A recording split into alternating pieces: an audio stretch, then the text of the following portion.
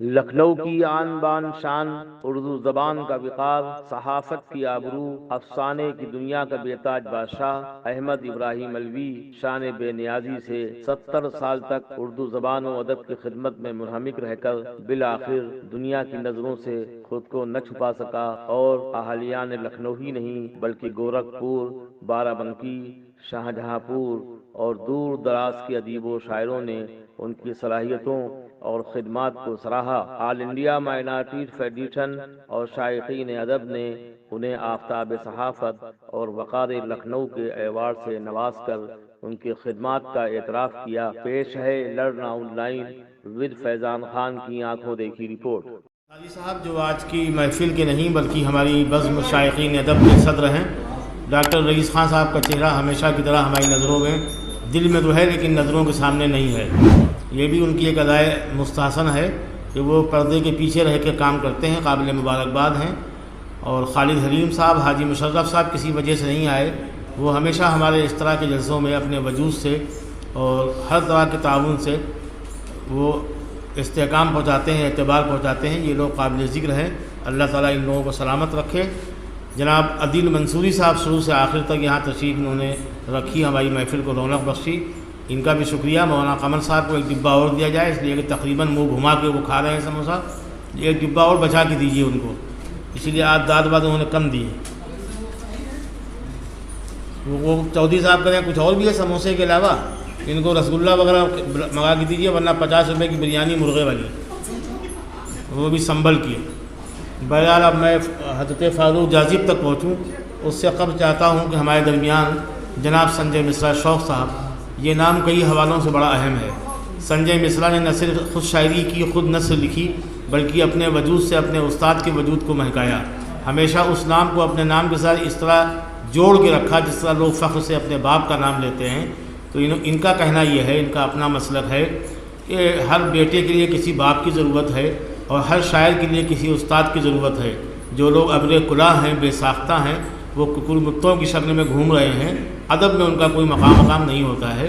تو ایک ایسا شخص جس نے ہمیشہ ایک پیر کی ضرورت، ادبی پیر کی ضرورت محسوس کی، وہ نام ہے جناب سنجے مصرا شوق کا۔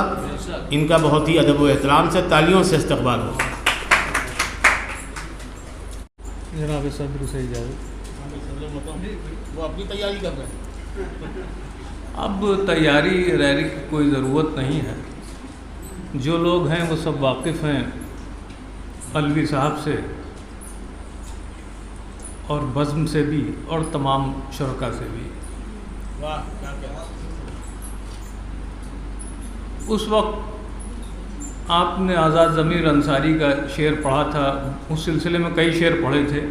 ایک شعر میں بھی آپ کو سنا دوں، جو یہ شعر جو ہیں وہ راجیش ودروہی کا شعر ہے۔ اس نے 11 برس کی عمر میں کہا تھا کہ صرف پنجوں پر کھڑے ہو جائیں گے اور ہم سب سے بڑے ہو جائیں گے۔ اسی میں ملا لیجئے گا۔ ادبی ذوق کے فقدان پر یا اردو کے مرثیے پر کوئی گفتگو کرنے کے بجائے اس حوصلے کو داد دینا چاہیے کہ بزم شائقین نے ایک ایسی شخصیت پر پروگرام کرنے کی جرت کی جو بہت کم لوگ اس دور میں کر رہے ہیں۔ زیادہ تر ایسا ہوتا ہے کہ اگر صحافی یا ادیب کے یا شاعر کے پریوار کے لوگ کچھ کرتے ہیں تب تو اس میں لوگ شامل ہو جاتے ہیں، ورنہ میں نے بہت سے ایسے بڑے درختوں کو گرتے ہوئے دیکھا ہے اور آج ان کا کوئی نام لیوا نہیں ہے۔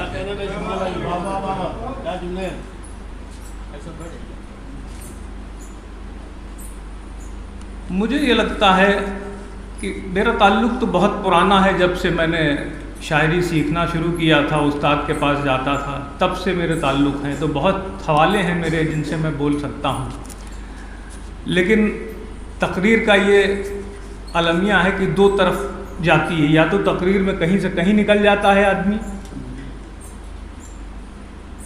یا پھر اس کے اس کا اثر کچھ نہ کچھ کمزور بھی ہوتا ہے، اور وقت کا تقاضا یہ ہے کہ کم وقت میں زیادہ بات کہی جائے۔ آخری وقت بھی ہمارے بعد خلیل بھائی بچے ہیں بس، تو میں نے 4-5 पेज लिखे हैं, बड़ा बड़ा है, मैं ये पेश कर रहा हूँ। जिनकी ज़िंदगी का कोई मतमय नज़र नहीं, वो कभी बड़ा नहीं बन सकता। बड़े वही होते हैं जिनका कोई नज़रिया होता है, जो उसूल ज़वाबित की ईंटों से तख़य्युल व तफ़क्कुर और शख्सियत का किला ताबीर करते हैं। क़िबला अलवी साहब की शख्सियत नज़रिया साज है, उसूल ज़वाबित की आईनादार है। इनके गुलदस्ते हयात में बेउसूली का गुज़र नहीं, ये अपनी ज़िंदगी अपने मुतय्यन करदा उसूलों पर गुजारते हैं। इखलाक व ईसार के फूलों से इनकी हयात का वरक महक रहा है। इसीलिए ये मेरे उस्ताद नसीम अख्तर सिद्दीकी साहब को बहुत अज़ीज़ थे, हर बाउसूल इंसान को अज़ीज़ हैं। मैं भी इनका एहतराम करता हूँ और चाहता हूँ कि इनके जैसा कोई एक अफसाना, नावल या सहाफ़त पर काबिल ज़िक्र मज़मून लिख सकूँ। मेरी दिली ख्वाहिश रहती है कि मोहतरम अहमद इब्राहिम अलवी साहब मेरी हर छोटी बड़ी महफ़िल का हिस्सा रहें। मेरी आरज़ू है कि नसीम अख्तर सिद्दीकी अकादमी के हर प्रोग्राम को वो अपनी इल्मी गुफ्तगू से बामकसद होने की सनद अता करें। वो नसीम अख्तर सिद्दीकी अकादमी के ताहयात सरपरस्त हैं और मुफीद मशवरों से नवाजते हैं। मुझे खूब याद है कि सन 2016 में उस्ताद मोहतरम नसीम अख्तर सिद्दीकी की गज़लों का मजमुआ बाउनवान कायनात मंजर आम पर आया था। मोहसिन खान की ख्वाहिश पर उसकी रस्म इजरा मास कम्युनिकेशन सेंटर कैसरबाग के हाल में हुई थी। मशहूर नाक़िद प्रोफेसर शारिब रुदौलवी साहब ने बहैसियत सदर हौसला अफजा गुफ्तगू की थी। अंबर वराइटी साहब अलालत के बावजूद तशरीफ़ लाए थे। प्रोफेसर फजल इमाम साहब ने अपनी खिताबत के जौहर दिखाए थे, लेकिन निफ्स मज़मून पर अलवी साहब की जो तकरीर थी उसका जवाब नहीं। अलवी साहब के एक एक जुमले पर क्लैपिंग हो रही थी। 40 मिनट की इस तकरीर का एक जुमला मुतासिर कुन और महफूज रखे जाने लायक था। इसी दिन एहसास हुआ कि अलवी साहब बग़ैर डांट डपट के भी संजीदगी और वक़ार से अपनी बात कहने पर कुदरत रखते हैं। प्रोफेसर हजरात उनकी कमज़ोरी हैं। जहाँ उनके चेहरे नज़र आए वहाँ अलवी साहब का पारा चढ़ा और मौजू ने समत बदल ली। फिर ये कैसे आदाब व अलक़ाब से नवाजते हैं कि न पूछिए। कमाल ये भी है कि बरसरे महफिल अलवी साहब सब कुछ कहकर निकल आते हैं। न खौफ मलाल बल्कि मसरत का अजीब एहसास उनके चेहरे पर नुमायाँ होता है।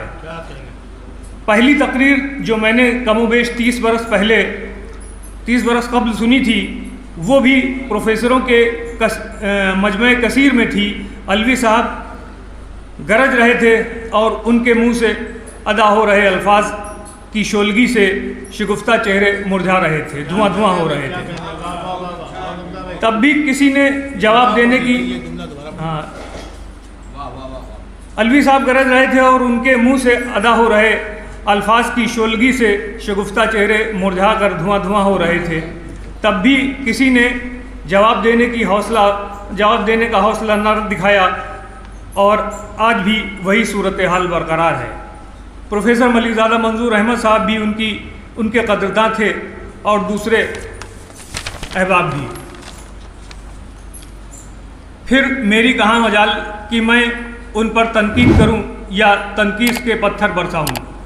यकीन जानिए, जिन चंद शख्सियात से मैं ज़िंदगी में थोड़ा बहुत मुतासिर हुआ हूं, उनमें से एक नाम अहमद इब्राहिम अलवी साहब का है।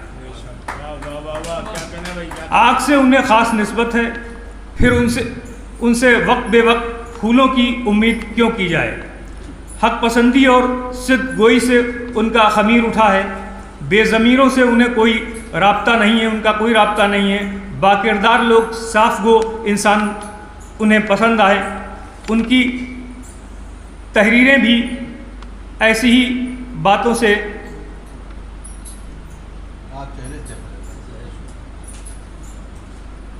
یہ جو شخص ہیں قمر صاحب، یہ کسی نہ کسی عنوان سے اپنی تصویر کھنچانے یا لائم لائٹ میں آنے کی جد و جہد کرتے رہیں.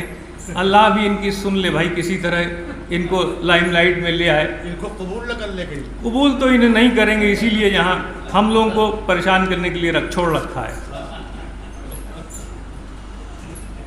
واقعات اور قصوں سے آراستہ ہیں، زبان سادہ لکھتے ہیں، علمی لیاقت کا کوئی غرہ نہیں ہے، مگر کوئی عالم بنے،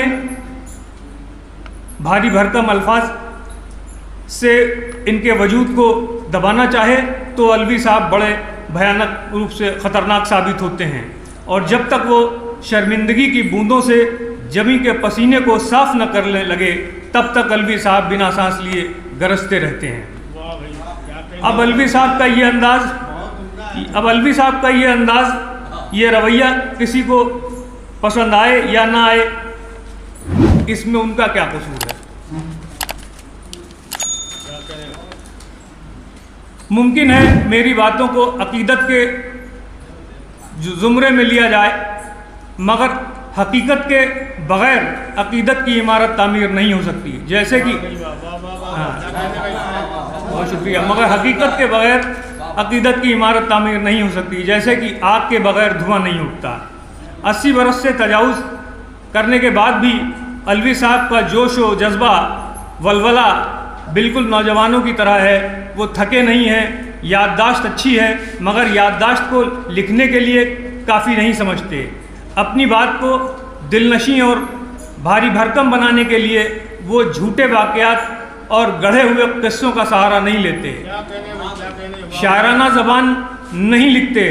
تحریر و تقریر میں اچھال کے لیے خدمہ کے اشعار نہیں پڑھتے. منتظمین کے قصیدے نہیں پڑھتے. البتہ اپنی بات اپنے انداز میں، اپنے لہجے اور تیور کے ساتھ کہتے اور لکھتے ہیں. انہیں مہارت ہے، مروب و مبہوت کسی سے بھی نہیں ہوتے. پکے اور سچے مسلمان ہیں. ان کا عقیدہ ایک اللہ کا ہے. ضرورت کے لیے اسی کے سامنے سرو سجود ہوتے ہیں. دوسرے مذاہب اور ان کے پیشواؤں کی عزت کرتے ہیں. لسانی و علاقائی تعصبات سے انہیں کوئی علاقہ نہیں. ہندی والوں کے سجائے ہوئے منچ بھی ان کے وجود سے آباد بلکہ گلزار رہتے ہیں. ہندوؤں کے کار نمایاں، ان کی میتھولوجی، ان کی صحافت و ادبی خدمات کا انہیں کروٹ کروٹ علم ہے. دوسرے مذاہب کا گیان ہے. مروجہ زبانوں کا علم اور عرفان ہے. انگریزی میں اردو جیسی مہارت ہے. اس لیے فخر و غرور کے بجائے انکساری و اخلاص سے اپنی بات کہتے ہیں. کسی کو نیچا دکھا کر خود کو بالاتر ثابت کرنا انہیں پسند نہیں. نہ ہی مستقبل میں ان سے اس طرح کی امید کی جا سکتی ہے. انداز تلخ ضرور ہوتا ہے، مگر مقصد نیک اور نتائج سود مند نکلتے ہیں. ایسے فنکاروں کی قدر نہ کرنا، اردو صحافی یا ادیب کہہ کر نظر انداز کرنا یہ اہل علم کا شیوا نہیں ہے. مجھے یہ کہنے اور لکھنے میں کچھ تکلیف نہیں ہے کہ میں جن شخصیات سے براہ راست متاثر ہوا ہوں ان میں سے میرے استاد نسیم اختر صدیقی کے بعد سشیل سدھارتھ، وقار ناصری اور محترم احمد ابراہیم الوی ہیں. تینوں شخصیات علم کا سمندر اپنے میں سمیٹے ہوئے مشاہدے کے بیاض پر فکر کے موتی بکھیرنے والے فنکار ہیں. اپنے اپنے میدان میں بے مثال ہیں. نفع و نقصان کی پرواہ کیے بغیر ایمانداری اور مہارت سے بات کہنے پر قدرت کاملہ رکھتے ہیں. آج میں جو کچھ بھی ہوں انہی شخصیات کی قربت، تعلق اور توجہ کے سبب ہوں، ورنہ تصنع، تکلف، تقیہ اور تبرہ کی بھول بھلائیوں میں اپنا وجود بھی کھو بیٹھتا. اور